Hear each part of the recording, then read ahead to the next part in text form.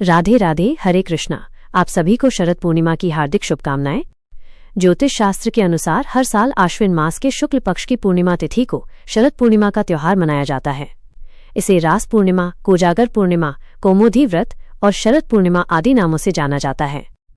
ज्योतिष के अनुसार इस दिन चंद्रमा 16 कलाओं से परिपूर्ण होता है और शरद पूर्णिमा की रात चंद्रमा पृथ्वी के सबसे निकट होता है।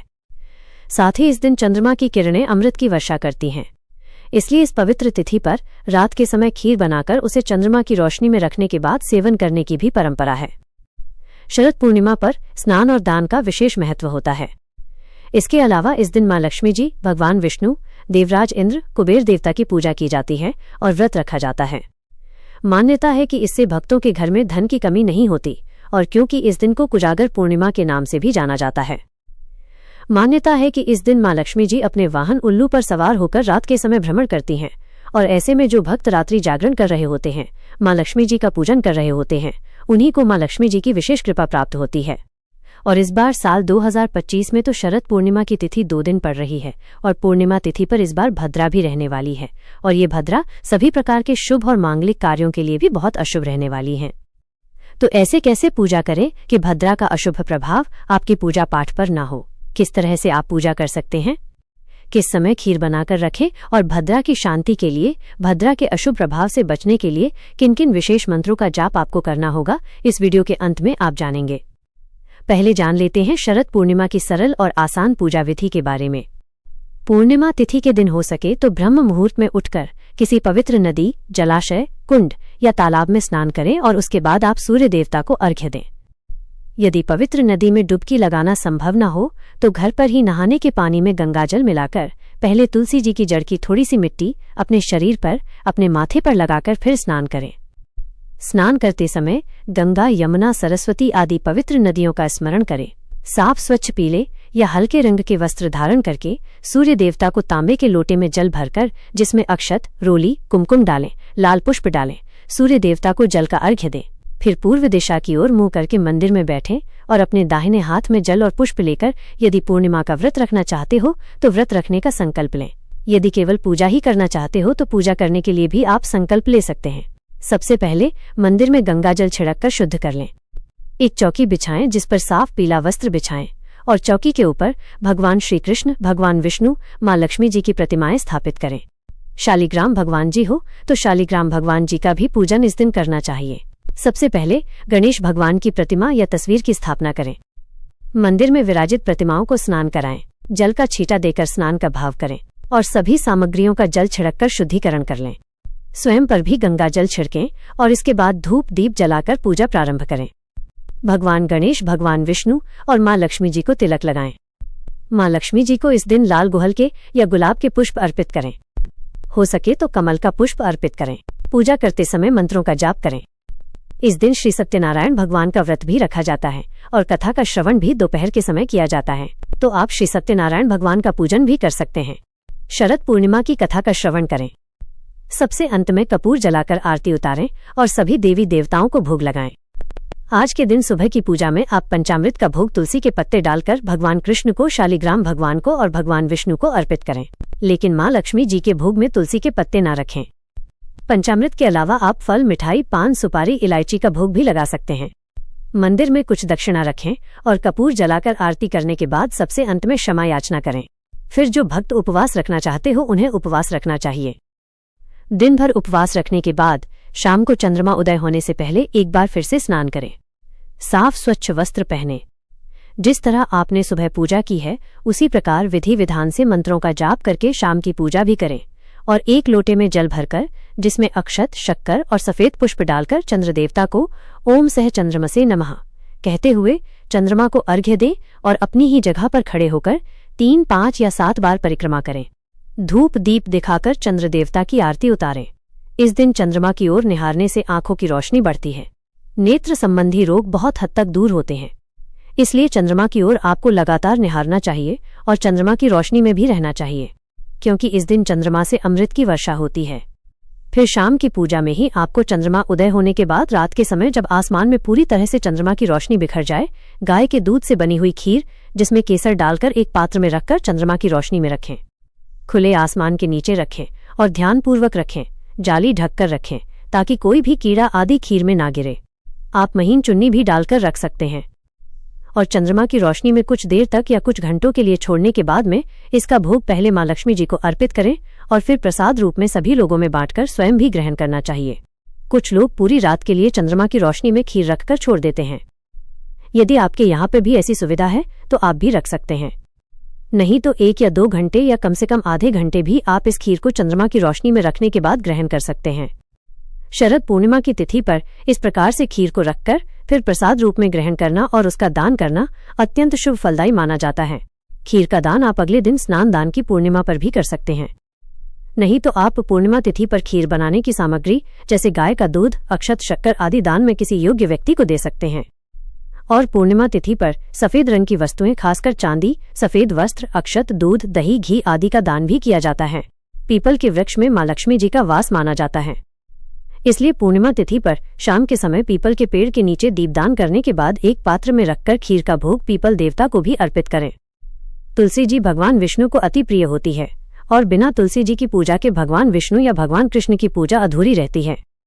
तो तुलसी माता की पूजा करें और भोग में तुलसी के पत्ते रखकर ही भगवान कृष्ण या भगवान विष्णु को भोग लगाएं। ऐसा करने से भक्तों पर भगवान कृष्ण की कृपा पूरे वर्ष पर बनी रहती है। साल 2025 में शरद पूर्णिमा की तिथि 6 अक्टूबर सोमवार को दोपहर 12:23 से शुरू हो रही है, जिसका समापन 7 अक्टूबर मंगलवार को सुबह 9:16 पर होगा। देखा जाए तो पूर्णिमा तिथि 2 दिन है, लेकिन पूर्णिमा का व्रत इस बार 6 अक्टूबर सोमवार को रहेगा। इसी दिन श्री सत्यनारायण व्रत भी रखा जाएगा और खीर भी आप इसी दिन रात के समय बनाकर रखेंगे, क्योंकि रात में पूर्णिमा तिथि विद्यमान रहेगी। 7 अक्टूबर को पूर्णिमा का स्नान दान किया जाएगा और कार्तिक स्नान भी किया जाएगा। इस बार पूर्णिमा तिथि पर भद्रा भी लग रही है, जो कि दोपहर 12:23 पर सोमवार से शुरू हो जाएगी। यानी सोमवार को जिस समय पूर्णिमा तिथि लगेगी उसी समय से भद्रा भी प्रारंभ हो जाएगी और भद्रा काल रात 10:53 पर समाप्त होगा। देखा जाए तो लगभग आधे दिन तक भद्रा काल रहने वाला है। इस बार भद्रा का वास मृत्युलोक में रहेगा और जब मृत्युलोक में भद्रा का वास होता है तो सभी प्रकार के जितने भी शुभ मांगलिक कार्य हैं उन सभी को करना वर्जित बताया जाता है, लेकिन पूजा पाठ संबंधी कार्य भद्रा के समय में भी किए जा सकते हैं। भद्रा काल के दौरान मुख्य रूप से मुंडन संस्कार, विवाह संस्कार, गृहारंभ, कोई नया व्यवसाय, गृह प्रवेश करना या शुभ यात्रा करना, शुभ उद्देश्य से किए जाने वाले सभी कार्य या खास तौर पर पूर्णिमा के दिन रक्षाबंधन आदि त्योहारों को मनाना शुभ नहीं माना जाता जब भद्रा का वास मृत्युलोक में रहता है। लेकिन पूजा पाठ जो हम पूर्णिमा के दिन करते हैं या खीर बनाकर चंद्रमा की रोशनी में रखते हैं, इस तरह के कार्य हम कर सकते हैं। फिर भी जो लोग भद्रा का बहुत विचार मानते हों वे रात 10:53 के बाद से चंद्र देवता को अर्घ्य देकर चंद्रमा की रोशनी में खीर को रख सकते हैं। और जो लोग ऐसा भी नहीं करना चाहते उन्हें 7 अक्टूबर मंगलवार को ब्रह्म मुहूर्त के समय, जिस समय आकाश में चंद्रमा भी विद्यमान हो, सुबह सुबह का जब अंधेरा होता है उस समय में भी आप खीर बनाकर चंद्रमा की रोशनी में 1-2 घंटे के लिए छोड़ सकते हैं। ध्यान रखिएगा सुबह 7:21 पर चंद्रमा अस्त हो जाएंगे और वैसे भी जब सुबह का उजाला फैलने लगे उससे पहले ही आपको खीर हटाकर रख लेनी है और प्रसाद रूप में सभी लोगों में बांटकर खुद भी ग्रहण करनी है। लेकिन इस खीर को ग्रहण करने से पहले भगवान विष्णु और मां लक्ष्मी जी को भोग लगाना आवश्यक होता है। महर्षि कश्यप के अनुसार जो कोई भी प्राणी अपना जीवन सुखी बनाना चाहता है और आनंद पूर्वक जीवन बिताना चाहता है उसे भद्रा काल के दौरान कोई भी शुभ काम नहीं करना चाहिए। यदि भूलवश ऐसा काम हो जाए तो उसका शुभ फल नष्ट हो सकता है। इसलिए इस बार की भद्रा के दौरान आप कोई भी शुभ काम जो आपको बताए गए हैं वो करने से बचें। अगले दिन आप शुभ काम कर सकते हैं, क्योंकि 7 अक्टूबर मंगलवार को राहु काल के समय को छोड़कर पूर्णिमा तिथि समाप्त होने से पहले पहले आप जो भी शुभ काम करना चाहते हो वो कर सकते हैं। पूर्णिमा तिथि के सभी शुभ मुहूर्त की जानकारी आपको हमारे चैनल पर अलग से वीडियो में दे दी गई है, आप उस वीडियो को देख सकते हैं। अब जान लेते हैं कि भद्रा काल के समय आप किन किन विशेष नामों का जाप कर सकते हैं। भद्रा के नामों का या भद्रा का पूजन करने से भद्रा का अशुभ प्रभाव जीवन पर नहीं पड़ता है, तो इस बार भद्रा के अशुभ प्रभावों से बचने के लिए सुबह जल्दी उठकर भद्रा के 12 नामों का स्मरण करना चाहिए। भद्रा के ये 12 नाम इस प्रकार हैं: धन्या, दधिमुखी, भद्रा, महामारी, खराना, कालरात्रि, महारुद्रा, विष्टि, कुलपुत्रिका, भैरवी, महाकाली और असुर क्षयकारी भद्रा। भद्रा का वास स्वर्ग, पाताल या पृथ्वी यानी तीनों लोकों में होता है। जब भद्रा का वास पृथ्वी लोक पर होता है यानी मृत्यु लोक पर होता है तो इसे अशुभ माना जाता है। लेकिन जब भद्रा का वास स्वर्ग या पाताल लोक में होता है तो ये शुभ फलदायी हो सकती है। पौराणिक मान्यताओं के अनुसार भद्रा सूर्यदेव और उनकी पत्नी छाया की पुत्री थी। वो शनिदेव की बहन थी और उनका स्वभाव भी शनिदेव की तरह कठोर और क्रोधी माना जाता था। भद्रा का रूप भयावह बताया गया है। कुछ ग्रंथों में उन्हें काले वर्ण, लंबे बालों, बड़े दांतों और गधे के मुख वाली त्रिपाद यानी 3 पैरों वाली कन्या के रूप में वर्णित किया गया है। उनका जन्म राक्षसों के संहार के उद्देश्य से हुआ था, लेकिन उनकी उद्दंड प्रकृति ने देवताओं और मनुष्यों के लिए ही समस्याएं खड़ी कर दी। भद्रा का नाम जो शाब्दिक रूप से कल्याणकारी का प्रतीक है, लेकिन ये उनके प्रभाव के विपरीत होता है। जन्म लेते ही भद्रा ने यज्ञों, पूजा पाठ और मांगलिक कार्यों में विघ्न डालना शुरू कर दिया। उनकी हरकतों से देवता, दानव और मनुष्य सभी परेशान हो गए। भद्रा की इस उद्दंडता को नियंत्रित करने के लिए सूर्यदेव ने ब्रह्मा जी से सहायता मांगी। ब्रह्मा जी ने भद्रा को समझाया और उसे पंचांग के विष्टीकरण में स्थान दिया। उन्होंने भद्रा से कहा कि तुम बव, बालक, कौलव आदि करण के अंत में निवास करने वाली हो। जो कोई तुम्हारे समय में गृह प्रवेश, विवाह, रक्षा बंधन जैसे शुभ कार्य करे, तुम उसके कार्य में बाधा डालना। जो कोई तुम्हारा सम्मान न करे, उसके कार्य को नष्ट कर देना। इस प्रकार भद्रा विष्टीकरण के रूप में स्थापित हो गई और वो तीनों लोकों स्वर्ग, पाताल और धरती लोक पर विचरण करने लगी। शरद पूर्णिमा की उज्ज्वल चांदनी में ही भगवान श्री कृष्ण ने बंसीवट में गोपियों संग महारास रचाया था, जिसे देखने स्वयं महादेव भी गोपी का रूप धारण करके पधारे थे। महारास की लीला में चंद्रमा वहीं ठहर गए। चंद्रमा अस्त होना भूल गए। यमुना जी का प्रवाह तक रुक गया। सभी दिशाएं अपनी अपनी जगह पर ठहर गई और इस दिव्य महारास को देखते हुए ब्रह्मा जी भी सृष्टि का संचालन करना मानो भूल से गए और इस प्रकार महारास की वो एक दिव्य रात्रि 6 मास के बराबर हो गई और वह महारात्रि ब्रह्मरात्रि के नाम से विख्यात हुई।